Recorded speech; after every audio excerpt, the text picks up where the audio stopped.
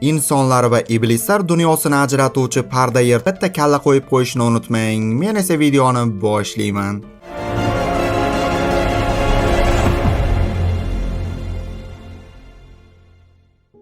O'rmon ichida bir kulba ichida esa qo'lida benzapila ushlagan qiz o'tiribdi. Uning oyog'ida esa jon taslim qilayotgan qora tanli yigiti. Men jinoyatchi emasman, qurbonman deydi, lekin hech kim unga ishonmayapti. Hatto tuqqan onasi ham. Unga non ursin, buni men qilganim yo'q, maxluq qildi deb. O'sha sirli xanjarni o'rganmoqda. Xanjar cho'choqlar qotili deb atalar ekan.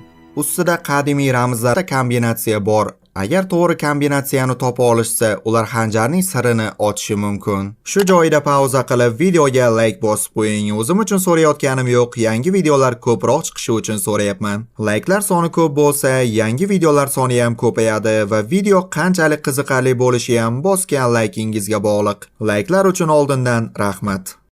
Kechqurun qamoqxona ichida birdan chiroqlar o'chib yoqila boshlaydi. Kristal va Chelsea esa Rut nafas olmayapti, sun'iy nafas beringlar deb baqirishadi. Lekin bu hazil ekan. Qizlar undan kalitlarni olib qo'yishadi va uzoqqa otib yuborishadi va politsiyachi ham endi ular bilan bir kameraga qamalib qoldi.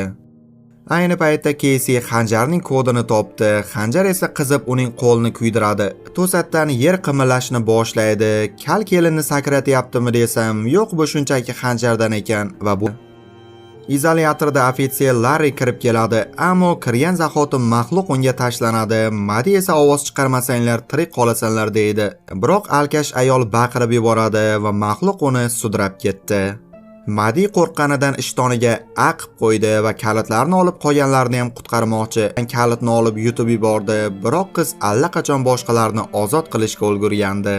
Qolgan qizlar kamera xavfsiz deb shu yerda qolishadi. Don Kixot, Madi va Sanobar esa xanjarni topib yo'q qilmoqchi. Ular kalbosh mahbusni ham ozod qiladi, yordam beradi deb o'ylab, lekin u amnistiyaga chiqdim deb o'ylab uyiga ketayotganda maxluqqa yem bo'ladi.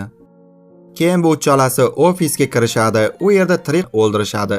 Bu orada laboratoriyaga maxluqlar bostirib kirgani uchun Kristal halok bo'ldi. Rut esa kodni yechadi va Sanobar ma'lumotlarni printerdan chiqarib oldi.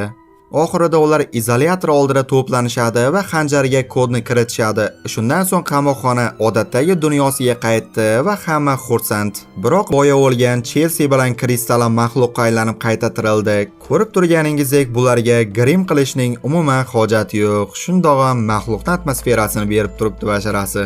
O'tkazib yubormaslik uchun kanalga obuna bo'lib qo'yishni ham unutmang.